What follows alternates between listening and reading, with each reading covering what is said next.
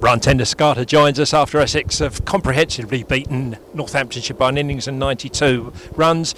3 matches in the Championship this season, Ryan. 2 wins and a very, very respectful draw down at Hove against Sussex. Your reflections on not only this game but the season thus far? Yeah, obviously delighted with the points. That's first and foremost what we had to do. But like you say, the manner in which we've played and competed in pretty much every session has been the outstanding point for us, and something we're really proud of.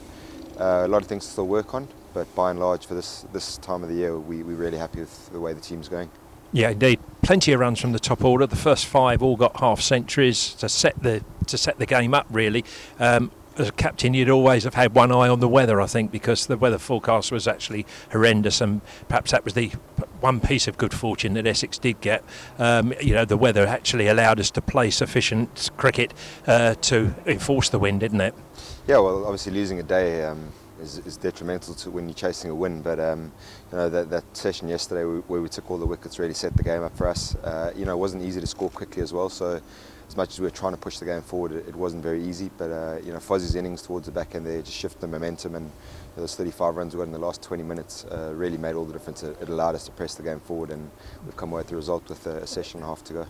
Yeah, indeed. And again, the skipper's talismanic touch there. Northamptonshire going, as I say, after we've got the first 5 all got half centuries, they're 6 for 4.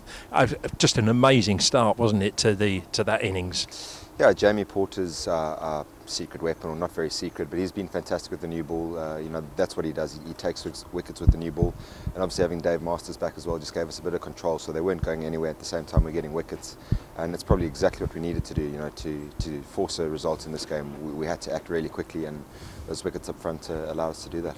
Yeah, indeed. And just moving the game forward a little bit, we've mentioned Dave Masters and Jamie Porter there. That's 7 of the players we've mentioned. All the other 4 chipped in, none less than the skipper himself, who came on to wrap the game up. Again, devastating spell there. I think 3 wickets in 20 odd balls for just 10 runs. Really nailed the nail in the coffin for Northants, didn't it?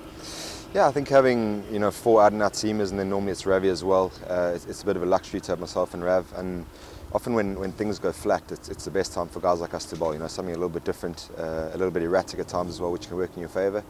But as a team, we want those 4 to do the bulk of the work, and anything that myself, Ravi, and Tom get at this stage of the season is a bonus. But those guys put a heavy shift in the 2 games before, and obviously the first session or the first innings of this game. So it was nice to help them out and keep them fresh as well. Yeah, indeed. The 2 wins out the 3 could suggest perhaps that the one that we drew might have actually been, on reflection, the most honourable result of all 3, insofar as 2 very well matched sides down at Hove. Fantastic game that could have gone either way, even with just 15 overs to go. All 4 results were possible at that stage.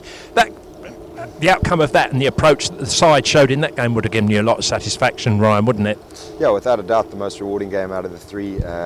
We felt that was really tough cricket. We felt we were really bad in some of the sessions, but we always managed to fight back, and that's one of the qualities you need in a team. When it's easy, it's obviously great, and it's nice to pick up all the points. But when you need to dig your heels in like we did down there against good opposition, you get a real sense of pride out of that. Yeah, you mentioned earlier about little things to work on. Is that just the captain being ultra, if you like, professional and wanting, just wanting everybody to attain to the maximum of their ability? I mean, there's certainly no noticeable shortcomings in the side at the moment, and that at this early stage of the season will give you a lot of satisfaction. It's not only a cliche. I think that's one of the philosophies we're trying to drive here, is that we want to be at our best all the time, and although that's not possible, it's always possible to strive for that. So an example will be some of the shifts we bowled in the 4-day game down at Sussex. We want to be stronger at that. I think a really good side, like I say, keeps coming for longer than an average side. So when I say there's things to work on, it's just being better more of the time. Yeah, indeed. Just one last reflection as well. The change of coaching staff at the top. You look at Chris Silverwood's record at the end of last season, carried that forward into this season. I know he's a change of captain. There really is a vibrancy, a refreshing approach around the club, isn't there? That air of, if you like, positiveness, that we're going out there to win matches, which is a great attitude to have, isn't it? Yeah, I mean, Fozzie and Paul did a great job as well. I think anytime you do make a change like that, there's always a kickback initially. I think the secret is, to keep it going for longer. And like I say, anytime there's a change, guys respond really well generally. But it's to do it for as long as we can, and to get guys to buy into a long-term plan. And like anything, that's a challenge. How long can you be good for? Yeah, indeed. But as a captain, you must look and think there's a lot of talent that I'm leading out on the field. That helps you sleep easy at night, I'm sure. Yeah, absolutely. Particularly having Cookie and Ravi available this time of the year, which has been something we haven't had in the past. Yeah.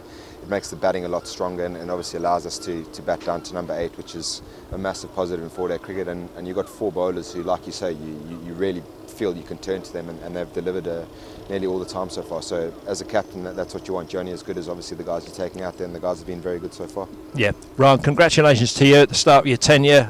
Long may it continue, I'm sure it will. Thanks for talking to us, and well done again.